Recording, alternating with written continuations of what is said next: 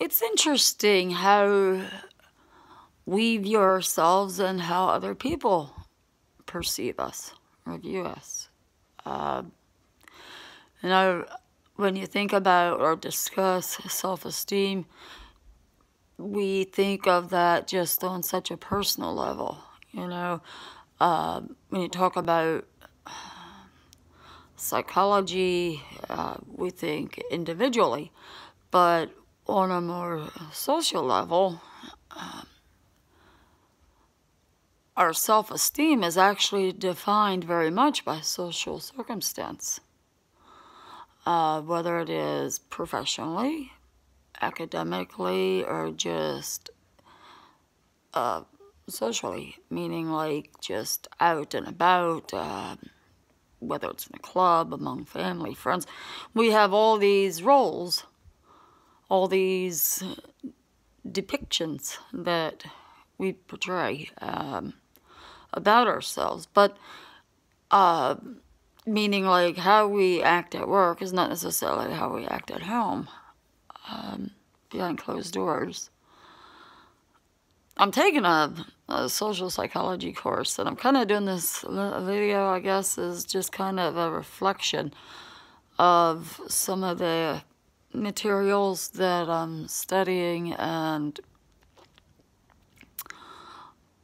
I'm intrigued by it, you know, because I was reading this one section, and I had to chuckle because it was talking about how most people rate themselves as damn near expert driver status, even those who have been hospitalized and asked, you know, hospitalized due to an automobile accident, do you consider yourself a good driver?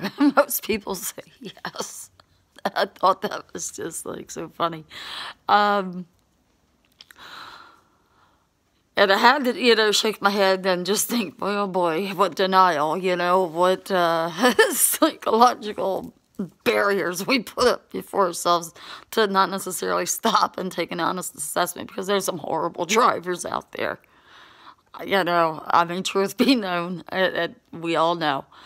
When we talk about driving, road rage, and some of the most idiotic things that people do when they drive, it's just like, how the hell could some, you know, especially getting into an accident and the accident is your fault, and you're still going to come and say, oh, I consider myself a decent driver. Yeah, it's just like, okie dokie. So where does all that come from?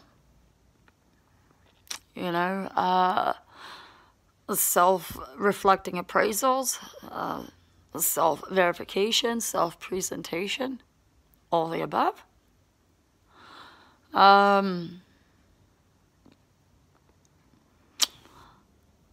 The self-esteem, you know, that we have instilled in us, yes, through childhood, upbringing, and through morals and values and all these things, you know, these construals, I guess, processes. I'm not sure, you know, to me, it's my thought is a little bit of denial there, you know. Most people do, you know, they want to see the best in themselves, and honestly, I mean, me, myself, I'm a humanistic thinker. I believe in Maslow's theory. Despite all the insanity in the world and all the things that the social media focuses on, I believe at the end of the day that most people are good. Most people want to do the right thing if given the opportunity.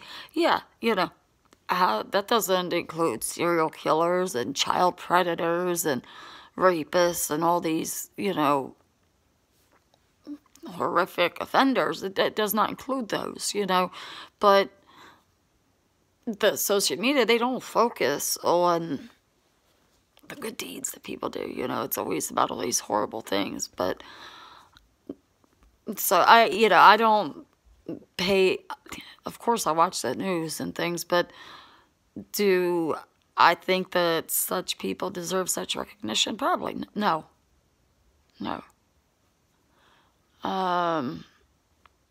But for whatever reason, that's what gets, you know, people have a morbid curiosity, you know, and So the media, yeah, of course, they run things in the ground, they sensationalize and tell bits and parts of the story, and, there too, even, on the things that are, brought, that go public, don't know all the facts, unless you were there, you don't know, and till you walk somebody else's shoes, you don't know exactly outside of what's been disclosed publicly. So, but I just think, that still, despite all that stuff, and I've always tended toward Maslow's theory and Erik Erikson. I'm a developmentalist thinker, so, I mean, I can see where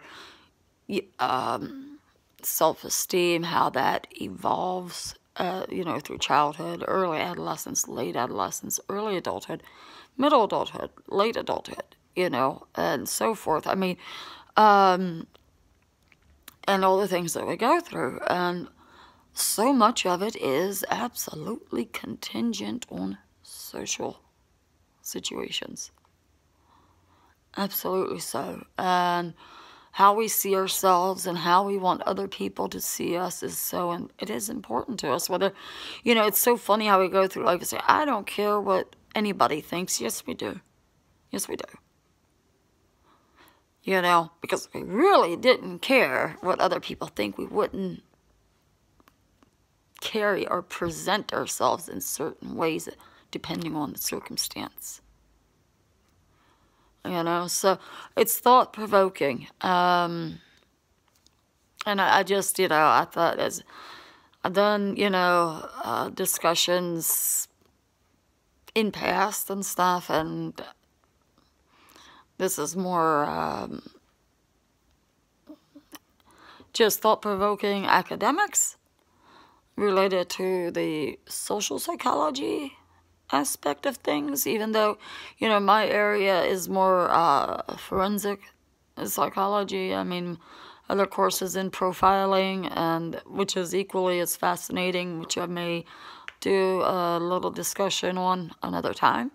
But nonetheless, today it's about this, because I just thought it was most interesting because of the story about drivers, and I was just like, it's incredible.